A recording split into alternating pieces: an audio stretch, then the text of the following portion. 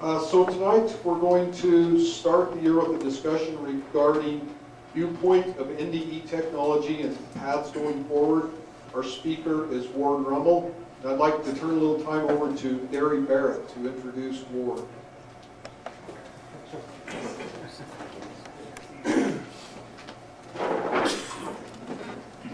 I'm really excited to be here. I don't think Ward's excited that I'm standing here right now, but he should be, because I'm going to be nice. Ward is an amazing guy, and just so all of you know, that he is really a gift to the NDT, QNDE world. This industry has benefited immensely from Ward's contribution, and his agenda not only fits with us, all of us here in the United States, but he goes internationally. Ward is known all over the entire world, in Europe, in Asia, and he's actually going to Russia this year to receive another award.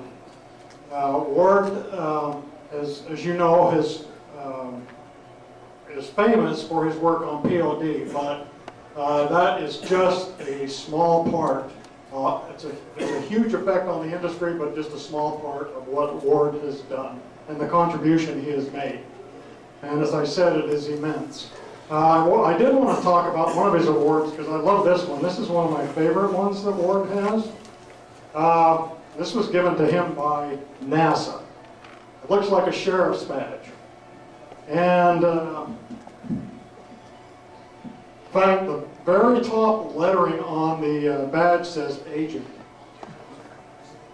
And he says he uses this badge, provides him special privileges. I don't know what that means. And I'll just leave it there. And then it says under that technical warrant, non-destructive evaluation. But I mentioned that the top printing, or the top lettering on the badge said agent. The bottom lettering on the badge says 007. So that kind of tells you a little bit about Ward and just what a remarkable guy he is. And I guess with that being said, I'm going to turn the rest of the time over to Ward, and you guys are all lucky that he's here speaking tonight.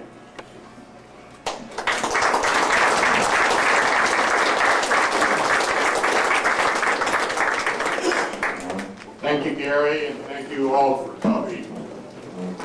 The story behind the 007 is this particular group that I was working with. The leader said, I'm going to take number 1, but I have a problem as to who I should give number 7. The group unanimously said that should be Ward.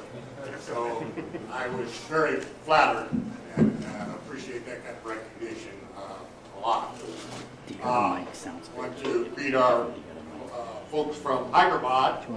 I spoke, delivered the first A.K. Rao Memorial Lecture in Hyderabad 2 years ago. So this is Hyderabad, India. And a great honor and a lot of fun. Tonight what I'd like to do is very rapidly go through a little bit about where we've been and how we got to where we are. I'll expand a little bit more on the interface of what we now know as POD, or probability detection. And then I'll be talking a little bit about where I think we should be going and pushing to go.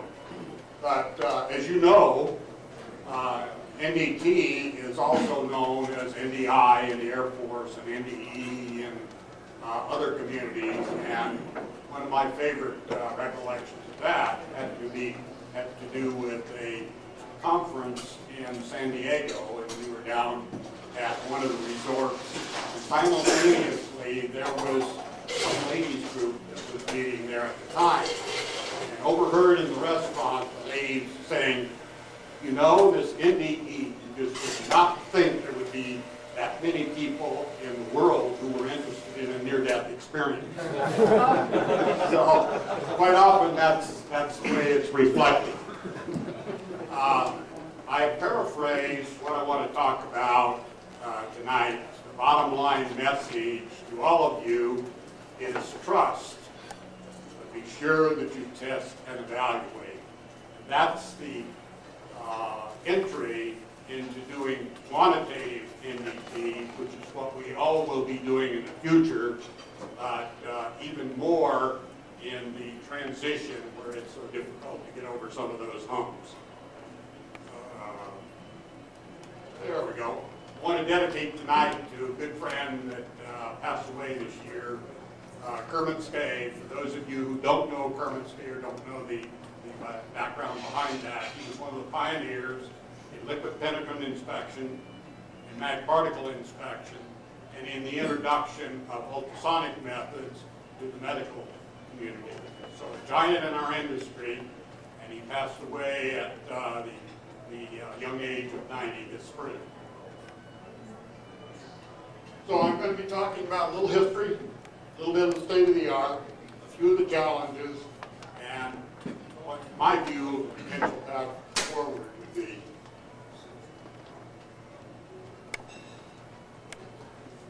Let me get down so I'm not in the way of the camera here.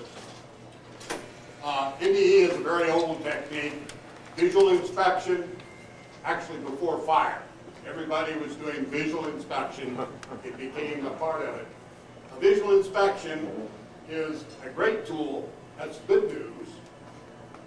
We hope to improve the reliability and the quality of the world around us by performing NDE, and that certainly applies to visual inspection. Bad news is that everybody's an expert. And it becomes mundane, but pride will say, I can do it better than you can. And unless we have some metric to measure that, I can get by with saying that. And that has gone a long way. So an amateur can become skilled by declaration. We do have a lot of that. The exception is that this is a low-risk path, and so quite often we delegate that particular job to the guy who isn't busy, or the guy who has been somewhat of a goof off, and you want to get him out of the mainstream of what you're doing. But when something goes wrong, you always point to that lazy workman. And that is kind of the tradition of where we have been in the NDE world. And we still have a lot of residual. NDT then expanded and developed, usually because of a need by a failure. So it was a response to a failure. We said we could reduce the risk if we applied some NDE or sprinkle some on it, as often happens. It was driven predominantly by economics, and when we get into that world, we did have some new technology support, a lot of gee whiz. If I do this, this happens. And that is indeed the way a lot of the tools originated. But keep in mind, if you are subject to that, then the medicine show people who come in and are going to cure ingrown toenails and cancer and so on. If you take my lecture and you don't have any metric to judge that or to validate that, then we have a world that is built primarily on superstition. We've come a long way from that. So some notable events in history.